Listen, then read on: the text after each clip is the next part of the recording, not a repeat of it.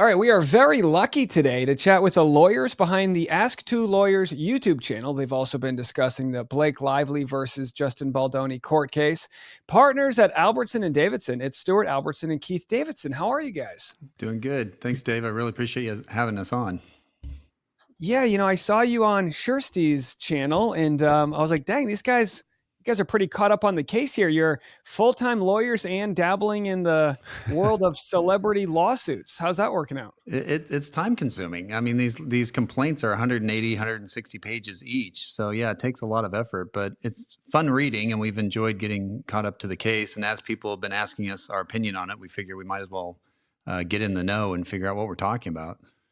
When you got into law, Stuart, did you think that you'd be like content creators? I mean, this is cool, right? This is new for lawyers, but I think this is the direction it's going. It used to be that you would just do a web page, and then it got to where you would do a talking head video.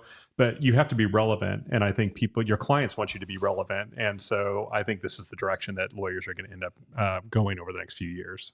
You see it a lot with real estate. It's like you give the internet some information, you dabble some entertainment in it, and then, it's just, it can only lead to good opportunities. And that's how we met. How did you guys get involved as a law partner before we get into the case here? Have you guys been friends? Give me the origin story here. Oh, wow. That dates back quite a ways. So we actually met in 2007. We formed our firm on January 1 of 2008.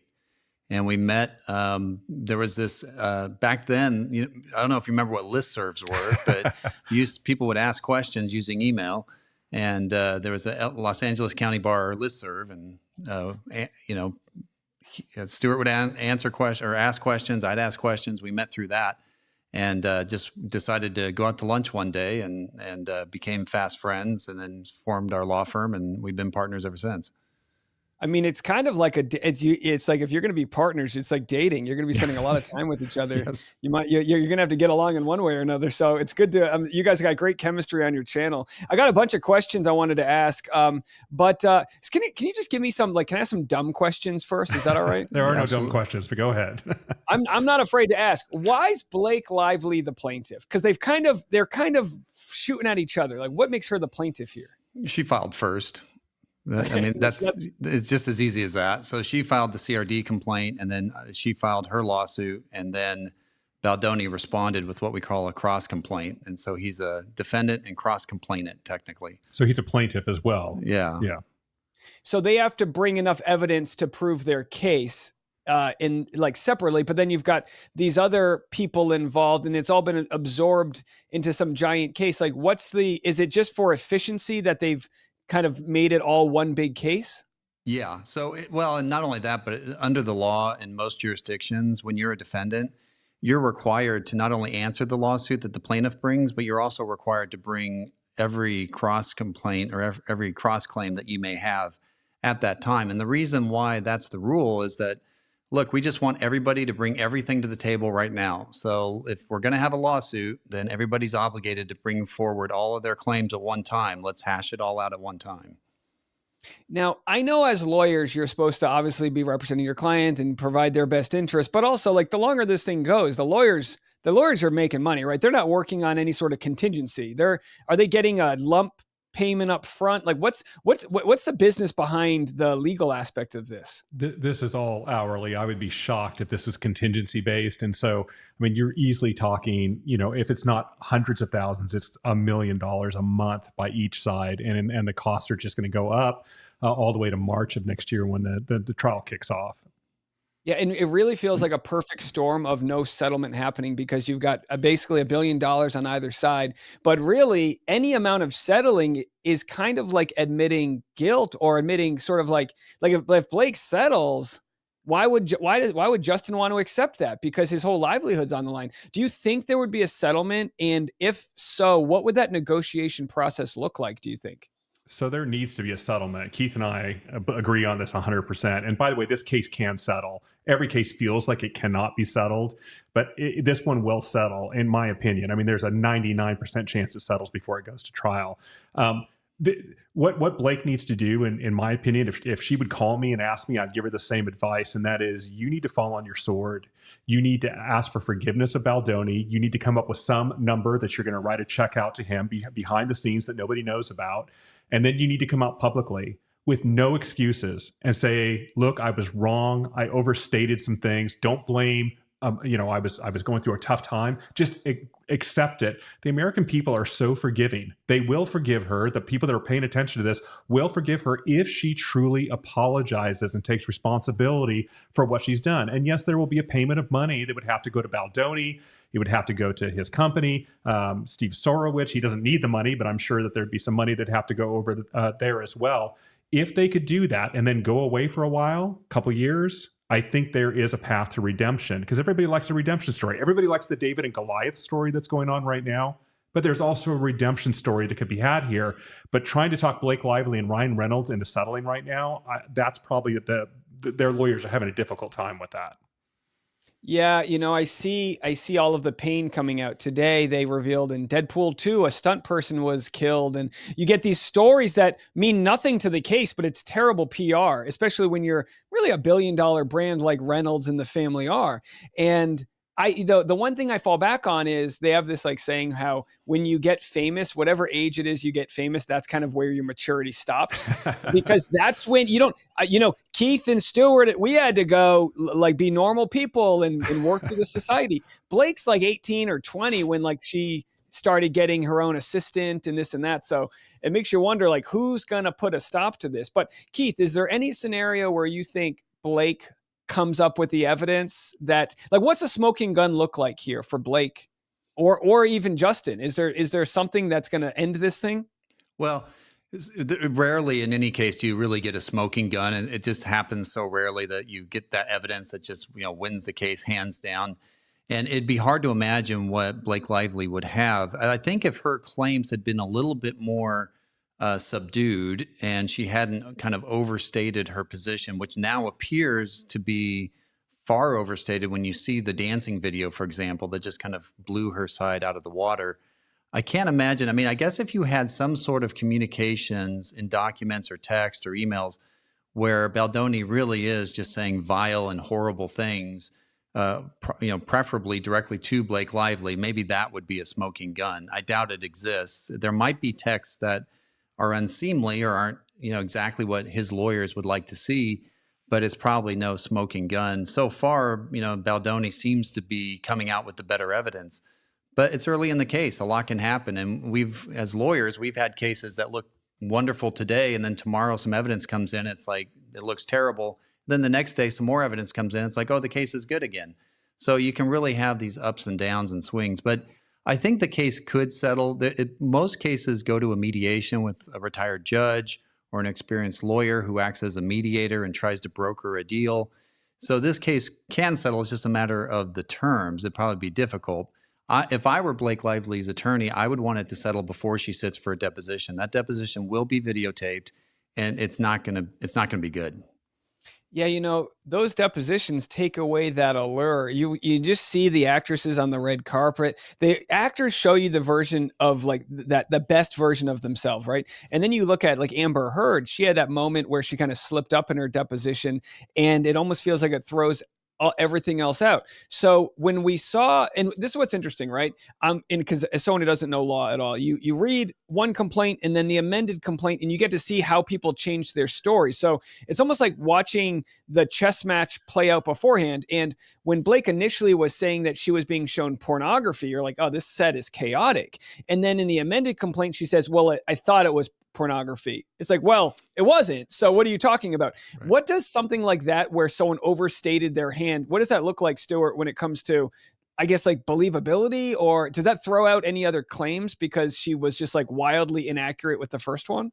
Well, I think that you took a clip of something I had said on Shesty's channel, and it remains here, and that is that trials, or whether it's coming in a deposition or a trial or wherever, it's all about credibility and the truth. And so you cannot overstate. And that's one of the things we caution our clients on continually. When our clients are sitting for their depositions and we're preparing them, and we take a lot of time to do that, we don't want them to overstep. We don't want them to overstate. We don't want them to lie. If you do, your case is over. It is done. And so here the damage may already be done.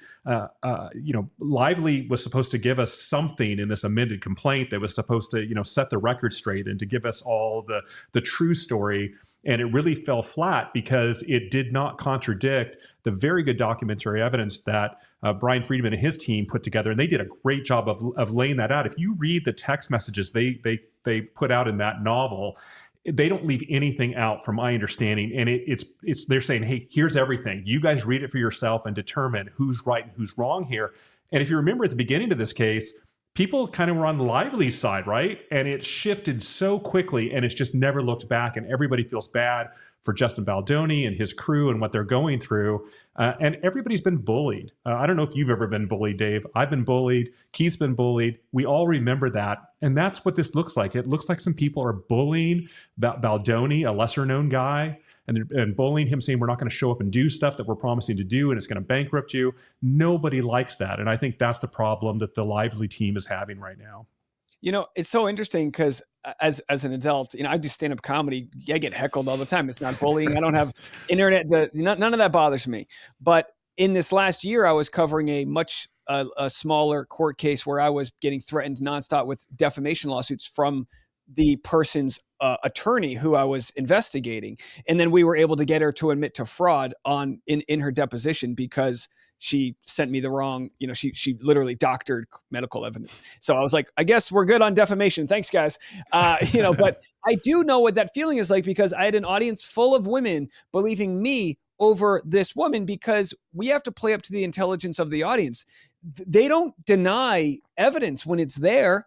And everybody, like you said, went from really believing Blake and was like, this guy's a monster. How could we? I can't believe we didn't give Blake the benefit.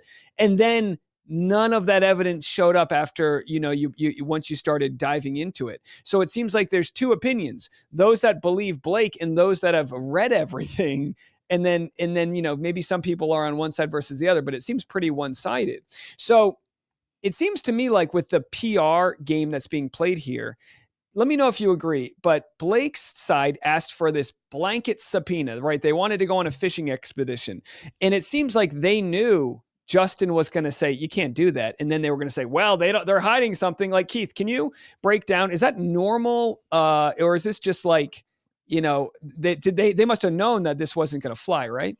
Yeah, it's not abnormal, though, for lawyers to ask for too much in the first subpoena that you issue. I mean, that happens. I want all records for the last 25 years and all this nonsense. I mean, when you're really experienced doing this, you don't do that sort of thing because you know what's going to happen. You're not going to get the records and they're not relevant. So you tend to be a little bit more sophisticated. I don't doubt that in this case, what Lively's team did was partly for PR purposes, because even their complaint is partly and maybe largely for PR purposes. But I think that they knew that they weren't going to get just a blanket 2.5 years of all text messages and phone calls ever made by both Baldoni and Heath and all these other people. But you have to start somewhere, and so that's what they started with. And when you're looking at, trying to read what the judge is thinking, do you guys see any trends so far? Like, the judge is kind of siding more with Brian Friedman with what they're asking for, or is it like too soon to tell? Yeah, I would say it's too soon to tell. So far, I feel like the judge has been quite objective and reasonable. I know that there was that request to put a gag order in place. The judge said no, but hey, everybody, just watch what you're saying. Don't do anything inappropriate. Stick to the ethical rules. And so in my mind, that's a good judge. I mean, federal judges tend to be very good judges, and they don't mess around. You don't mess around in federal court. You do things the right way. So far, it seems like they're doing well. And then the judge has also given both sides an opportunity to kind of plead their case as to why they need these records. And the judge has also asked the parties to meet and confer on that to see if they can come to an agreement amongst themselves first, which is normal. So going forward, and it seems like this game of chicken they're playing, like, Brian Friedman's like, I want to depose her tomorrow. Let's go. Let's do it.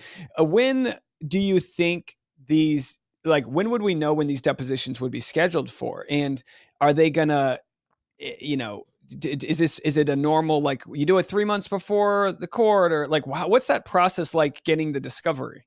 So federal court is a lot faster than state court. And so the fact that a trial has already been set for March, that is the judge telling the litigants, you've got this time to get ready for trial, go do it. And federal judges do not mess around. As you saw with the amended complaint that Lively wanted to file, they made her lawyers work over the weekend on Valentine's Day to get it done because they were asking for an extension and so forth. And federal judges, they just don't play around. They want people to get ready. So the short answer is you've got written discovery that needs to be done, and subpoenas are part of written discovery. So that's all happening. But you want the documents first if you can get them before you take the depositions, because then you can impeach people with documents, you can beat them up with the documents. So generally right now, over the next few months, you're going to be seeing both sides go in and get as many documents as they can. Of course, there's quite a bit of documents already out there. And then they're going to go for the videotape depositions. Again, I think Baldoni is going to do quite well in those from what I've seen, just from the evidence standpoint. And I think Blake Lively, Ryan Reynolds, that crew, the people that ostensibly filed HR complaints, they turn out to be, a nothing burger at the end of the day. I forget, Jenny Slate, I think is her name. You've got this Heath guy that is, maybe he's just being overly nice and he feels bad about the $15,000 she's not going to get. And he's saying, hey, you're a mother and I'm praising you for being a mother. Let me help you out. And apparently that offended her. I'm not sure where the offense should be taken there. But her deposition, for example, would be taken. Blake Lively's would be taken, Ryan Reynolds. I mean, there would be a whole slew of depositions. And then that's when the real work begins, because now you got to pull all that written discovery together, all of those clips that you're going to use in deposition. You got to share them with the other side because it has to be fair. Everybody has to point out what clips they want to use.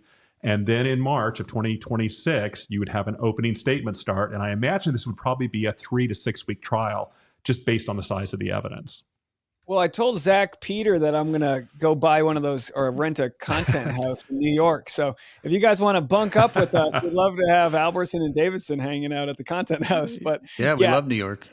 Yeah, based on your percentage of it settling, it sounds like it's 1 in a million. But what would the odds be? Like, would a settlement be a public disclosure of how much money you mentioned? And by the way, I agree with you when it comes to Blake apologizing. I think audiences really respect that. She could talk about she's married to this guy, super successful. She got ahead of herself. She flew too close to the sun. I need to go spend a year in Bali and do yoga. She should be doing that already. 4 kids. She's rich as hell. Go do that. Come back to an art house movie, knock it out of the park, wait for the perfect script. And then people forgive, like you said. But what's that look like if they do settle? Are we going to get to see the money amount? Probably not. No. So any settlement they reach, they can make it confidential. And part of that would be we probably would not know the amount of money that changes hands, and we wouldn't know the specific terms. There would be a notice of settlement filed with the court, so we probably would know that it's settled, plus the case would end and be dismissed. And they'd probably put out some sort of press release. But one of the terms of the settlement could be an expectation that Lively has to say something publicly. And so that could be one of the terms. But I would doubt that we would actually get to see the actual settlement agreement unless some way, somehow it's leaked. But normally that would not be something that would just be for public consumption or filed with the court.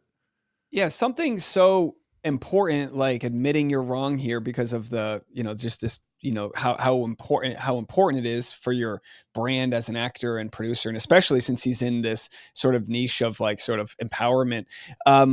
Would you if I'm Justin Baldoni, are we negotiating exactly what she's going to say, admitting? Because why would you want to settle unless you're that's a good apology versus oh, I was, whatever, Right. hangry, whatever. So what do they see before that settlement happens? Yeah, there's going to be 2 components essentially, and that's one is a payment of money, and we probably won't know, but there has to be an illusion that it's a lot of money so that Baldoni can feel that he's been given a verdict in his favor essentially in the court of public opinion.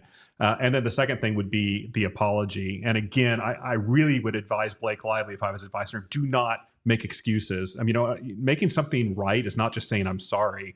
You actually have to do the right thing. And here, whether her growth as an individual quit when she became famous or not, she's gonna have somebody that helps her to say, I've done wrong here and I need to be better. and I'm very sorry for it. And of course, this is coming after there's already a money amount agreed to, so she doesn't have to worry about an admission being held over her for more money in the future.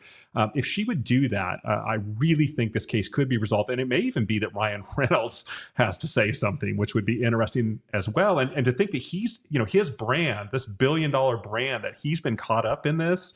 And I think he's looking very bad too at this point in time. I mean, I know we're having you on our show after this, but what are your thoughts on Ryan Reynolds being pulled into this and how it's kind of it's blown out of proportion? I've loved him since Van Wilder. I mean, that's 20 years ago. You just see that money and power and how big you get. You know that your equity is so big that you can threaten not to show back up to set unless things are done for you. Like, you just know those cards you have when you're that big and powerful. And I think it's an awakening to say, hey, you're a really likable guy, but audiences are going to turn on that real fast. That's how I feel. Now, before we go, what for the most audience, they love to talk about, well, maybe Blake caught feelings for Justin, which, by the way, makes perfect sense. I mean, he's much younger and you get that new energy of, showmance. I mean, that's how her and Ryan Reynolds met on set. So it happens. So, like, how much of that would play into the trial, or is that kind of just like for the fans to discuss? It could or it could not. I mean, it depends. That would be a narrative on the Baldoni side where they would say, well, this is all just jealousy and that's what's driving this. And so they would have to try and show that. I mean, it'd be a difficult argument to make, I guess, because you'd have to get inside Blake Lively's head. And at this point, she's not going to say, oh, yeah, I totally had a crush at that time. And so it'd be an interesting argument or narrative for Baldoni's side, but it's probably one that they would stay away from just from the sheer fact that it'd be hard to prove. So I don't know what evidence you could show that would kind of help support that. Other than the text, I mean, maybe her text where she's saying all these things and being kind of flirty.